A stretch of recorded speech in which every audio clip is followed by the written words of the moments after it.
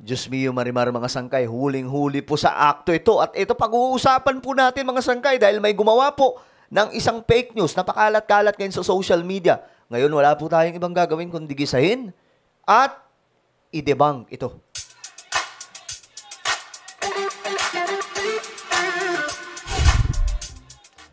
So hello, what's up guys? This is me, Sangkay Janjan. I'm back for another vlog today. Kamusta po kayo mga kababayan, mga solid Sangkay? Ito nga po, pag-uusapan po natin itong pakalat-kalat ngayon kasi ito sa social media. Ang dami pong nagre-react, mga Sangkay. Akala po kasi nila, totoo.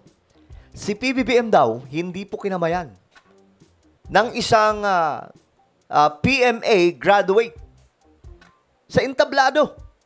Ganun daw po. Tawag pa nga po nila dyan, mga Sangkay, GOAT, the greatest of all time. Ngayon, ang tanong, totoo ba? Papakita po natin ngayon, mga Sangkay, ang pinaka-nakakahiya. Isa sa pinaka-nakakahiya na ginawa na naman po nitong mga toxic DDS. Ito dapat mo itong mapanood kahit DDS ka pa dahil para po ito sa kaalaman mo. No? Anyway, bago tayo magsimula, paki-subscribe po muna yung ating YouTube channel. Ayan po, tayo ay 1.49 million subscribers na. Ilang tulog na lang po, mga Sangkay. Naku po, tayo na po ay makakarating sa 1.5 million subscribers. Kaya naman kung hindi ka pa po nakakapag-subscribe, ano pang iniintay mo, pare ko makikita nyo po yung subscribe button sa baba ng video na to. I-click nyo po yung subscribe, i-click ang bell, at i-click nyo po yung all. Sa mga nanonood naman po sa Facebook, syempre, follow nyo po yung ating Facebook page. Okay, shoutout ka pala sa lahat ng mga solid Sangkay, no? Na nanonood sa atin, mabuhay po kayong lahat. Comment down below, #solid Sangkay kasama po inyong mga lugar para po magkakilala po tayo dito sa YouTube at Facebook. Okay? Eto na nga, guys. Alam nyo, gusto kong barahin ito kasi pakalat-kalat po ito sa social media ngayon. Ito po yung video. May nag-post. Itong nakita natin ay ang nag-post itong Kaloy TV. Tandaan nyo na lang yung pangalan. Pero marami po ito sila, mga Sangkay, no? Marami po silang nag-post. Isa pong fake news. Ito. Nilagyan pa po niya ng, kumbaga, caption na The GOAT, PNPA. Okay. Isa pala itong police class of, PNPA class of 2025. Sabi po dito, the greatest of all time. Aba, mga Sangkay. Ngayon, tingnan po natin ang nangyari. Ito po yung clean-up na mga Sangkay na video na kanilang pinapanood at pinapaniwalaan ng mga loko. Ayan nyo. Ayan. Dinaanan lang daw po yung presidente natin.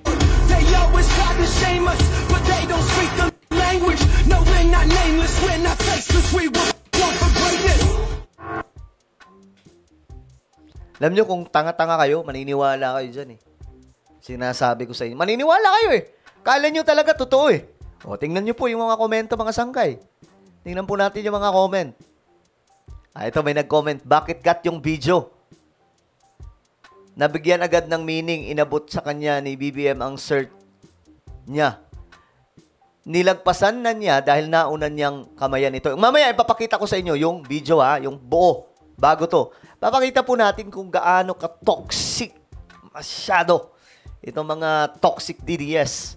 Okay? Tawag na dapat natin sa kanila is toxic DDS. Dati kasi dilawang DDS pero mas maganda ata toxic kasi yun yung sumasalamin sa kanila, mga Sangkay. Wala po silang ibang ginawa kundi manira sa gobyerno.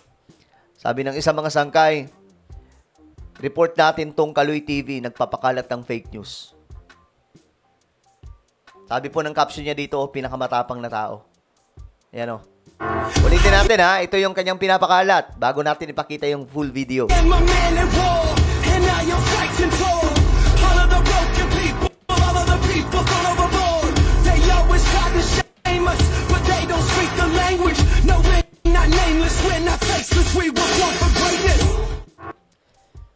Okay. Eto. Tingnan po natin yung video, mga Sangkay. Ito yung full video. Kinat po nila yung kalahati. Makikita nyo dito, hawak ni PBBM yung certificate. At ito po si Sir. Ngayon, tingnan nyo mangyayari. Ito yung buong video Dito nyo maiintindihan kung gaano kasi raulo itong mga toxic DDS. Yung mga, kita nyo, sinaluduhan. Kita nyo, sinaluduhan. Hawak-hawak ni PBBM yung certificate niya, nakangiti si PBBM. Sinaluduhan. Nasaan na ngayon yung mga toxic DDS? Ganito ba kayo? Kababa ng uri ng tao sa Pilipinas? Nagagawa niyong gumawa ng mga edited video, nakakat na video, pinutol na video, spliced video, para lamang paniwalain ang sambayan ng Pilipino. Ganyan kayo kadesperado? Alam niyo, lalo pong matuturn off yung tao sa inyo dahil sa inyong ginagawa sa sambayan ng Pilipino.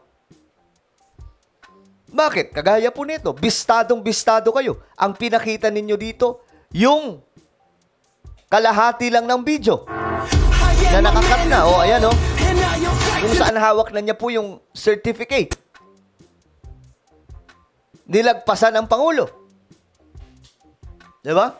Pero yung original video na hindi nakakat, nakasaludo. Maliban sa pagsaludo, ano mangyayari dyan? Nyo, binigay ang certificate, kinamayan ang presidente ng Republika ng Pilipinas.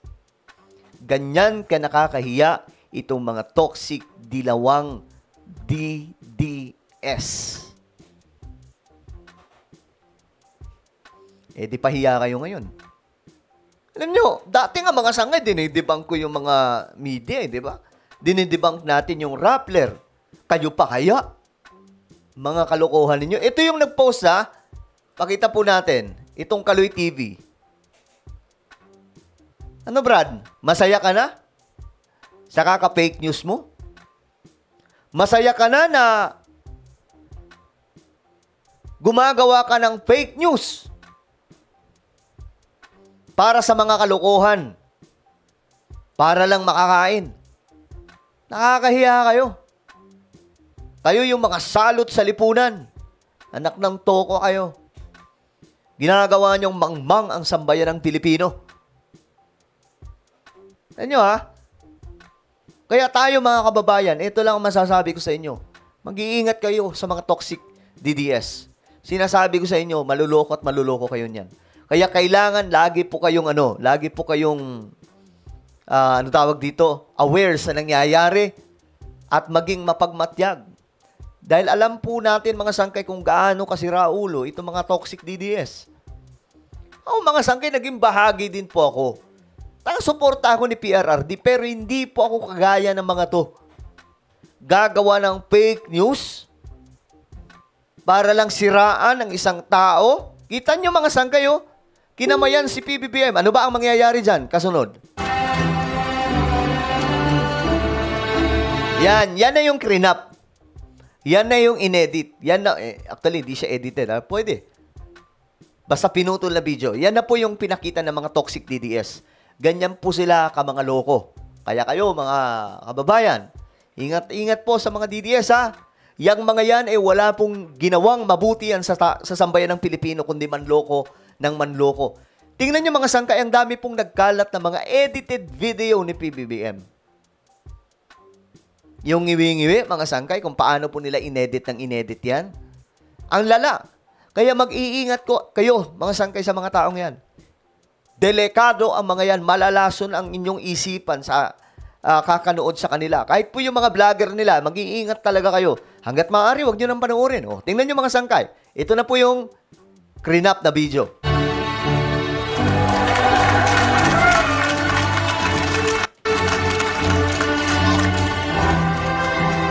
Yan po yung nilagpasan si PBBM. Bakit nilagpasan? Tapos na niya saluduan, tapos na niyang kamayan. Lahat po sila ganyan. Nauuna muna yung presidente ng Pilipinas kamayan, saluduhan, bago po itong mga general.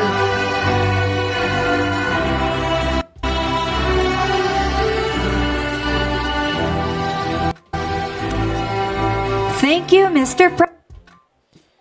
You see? Ulitin ulit natin. Baka namalikmata lang tayo. Ito yung original video. Panoorin po ulit natin, mga sangkay. Ayan po, sinaluduan si PBBM.